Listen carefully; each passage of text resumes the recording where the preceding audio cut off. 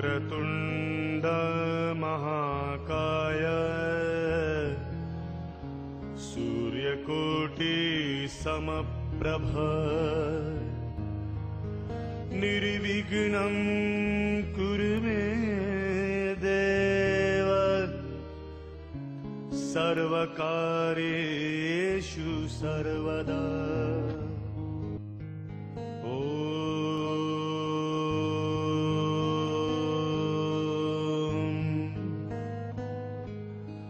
वक्रतुण्ड महाकाय।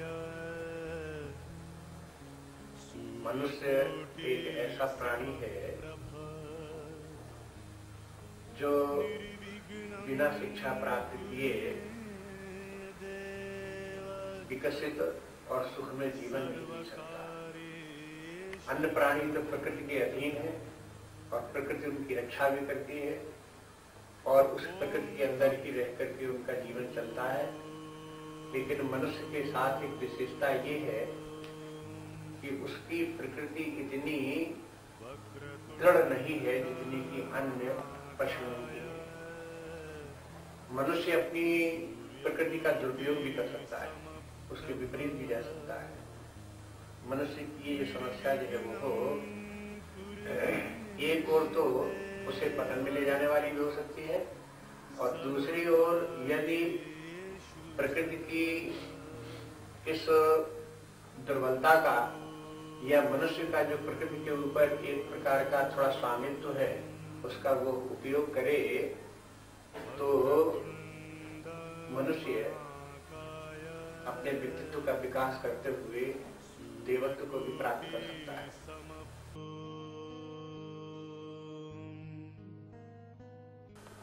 इसलिए उन लोगों ने एक आंतरिक जगत की विद्या विकसित की जिसका की नाम है अध्यात्म विद्या। अध्यात्म के माने है अपने आप के संबंध में अन्वेषण, ज्ञान और उसका विकास। ये अध्यात्म विद्या भी लगभग उसी प्रकार से वैज्ञानिक है जैसे कि भौतिक विज्ञान।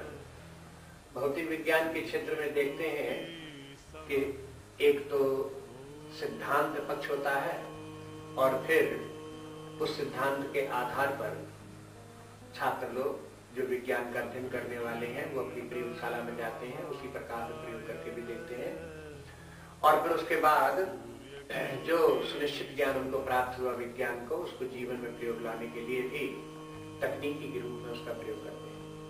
इसी प्रकार से हम देखते हैं कि अपने ऋषियों ने भी यही कार्य किया। अध्यात्म विद्या बिल्कुल वैज्ञानिक विद्या है, उसका सिद्धांत पक्ष भी है और उसका प्रयोगात्मक पक्ष भी है। किस प्रकार से फिर हम उस विद्या को अपने जीवन में प्रयोग में ला सकते हैं, उपयोग में ला सकते हैं और कैसे अपना विकास करते हुए पूर्णता पर पहुंच सकते हैं, ये सब पक्ष इस अध्यात्म विद्या के हैं। इस अध्यात्म विद्या को संक्षेप में समझने के लिए हम सामने यहाँ पर एक ये चार्ट प्रस्तुत करते हैं। इस चार्ट को आप देखेंगे तो एक प्रकार से हम ये कह सकते हैं कि संपूर्ण अध्यात्म विद्या की रूपरेखा इस चार्ट में आ जाती है।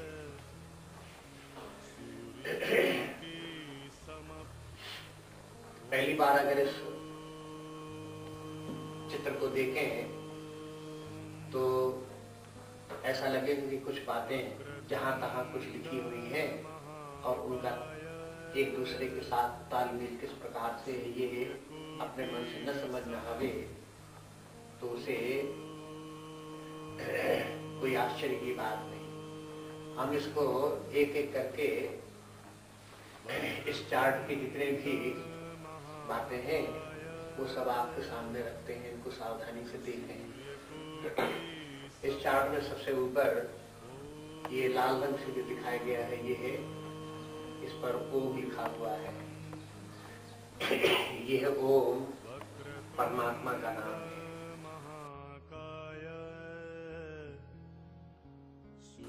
परमात्मा जिसे उपनिषदों में ब्रह्म कहा गया है और उस ब्रह्म का या परमात्मा का जो वैदिक नाम है, जो सर्वप्रथम या मुख्य नाम है वो ओम है। यह ओम परमात्मा का वाचक है।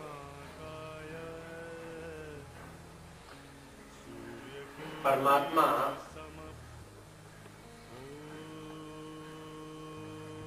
अंतिम सत्य है। यह समस्त जगत का और समस्त जीवों का मूल कारण है।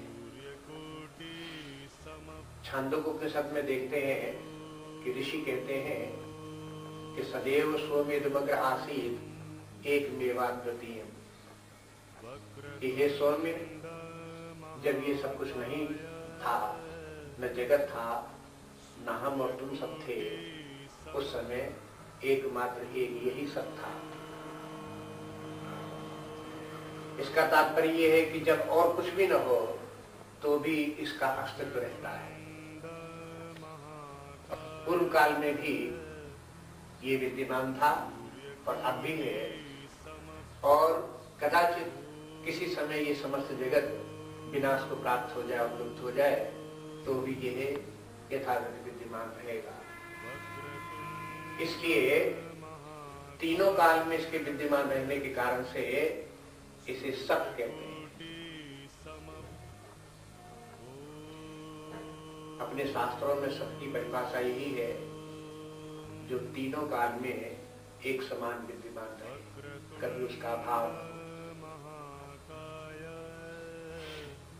कभी उसका बाध न हो,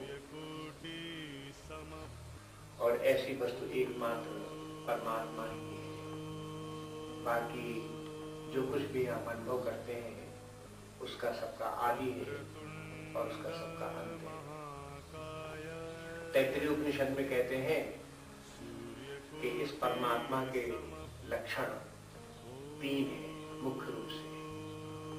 सत्यम ज्ञानम अनंतम ब्रह्म, ये ब्रह्म सत्य स्वरूप है, ज्ञान स्वरूप है और अनंत है। जैसा कि अभी बताया सत्य स्वरूप है, इसके माने वो तीनों काल में एक समान विद्यमान है, उसका कभी अभाव नहीं होता।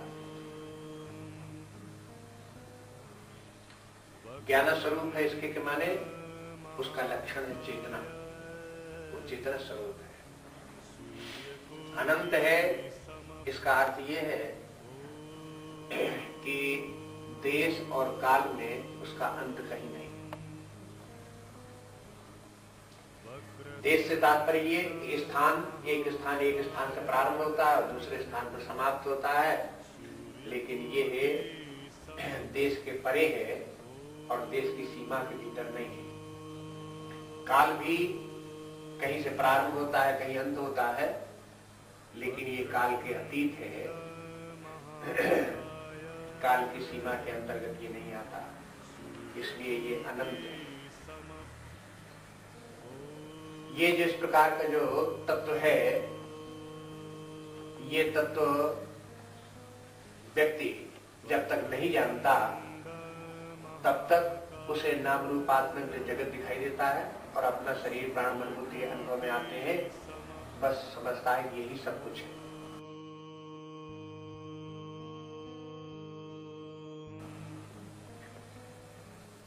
अब इस चार्ट के अनुसार देखें तो फिर देखेंगे कि ये परमात्मा जो है वो परमात्मा ही आत्मा है।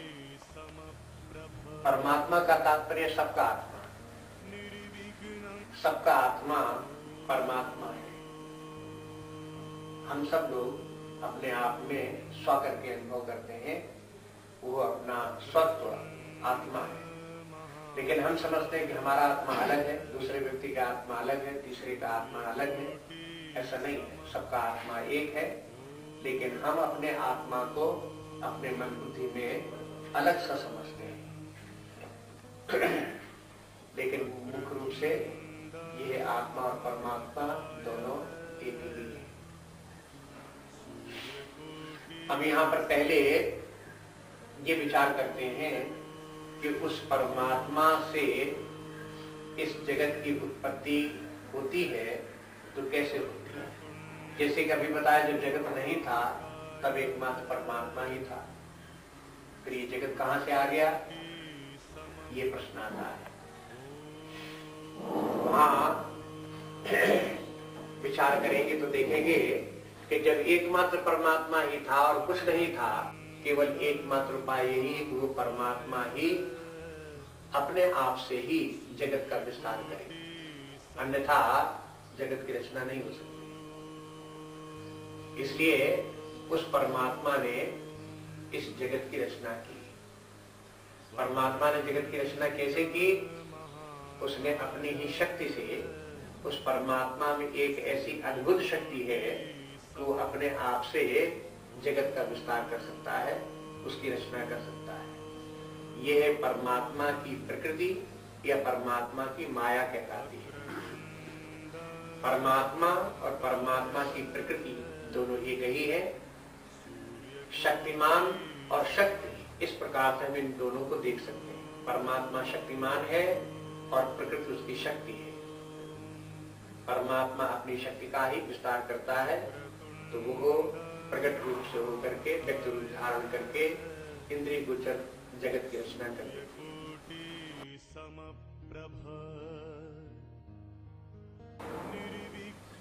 परमात्मा की प्रकृति जो है वो त्रिगुणात्मक है। सत्व, रजस और तमस, ये प्रकृति के 3 गुण हैं। यहाँ गुण से तात्पर्य नहीं कि अच्छाइयां हैं उसकी, कुछ वर्चूज है उसकी, ऐसा अर्थ नहीं है। परमात्मा की जो प्रकृति है उसके ये 3 लक्षण कहे जा सकते हैं। सत्वगुण, परमात्मा में उस प्रकृति में सत्व एक प्रकार की शक्ति है, रजस दूसरे प्रकार की शक्ति है और तमस तीसरे प्रकार की शक्ति है। बस इन्हीं प्रकृति की इन 3 प्रकार की शक्तियों से समस्त जगत का विस्तार होता है।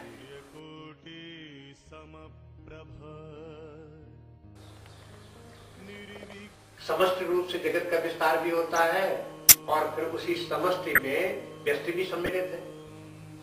यहाँ जो चार्ट में दिखाया गया है ये है व्यष्टि की रचना दिखाई दी गई है। व्यष्टि के माने इंडिविजुअल। चार्ट में समष्टि की रचना इसमें नहीं दिखाई गई है, लेकिन इसको समझने के लिए समष्टि और व्यष्टि की रचना एक समान है। इसलिए इसी के सहारे हम ये भी समझ सकते हैं कि परमात्मा ने समष्टि सृष्टि की रचना कैसे की।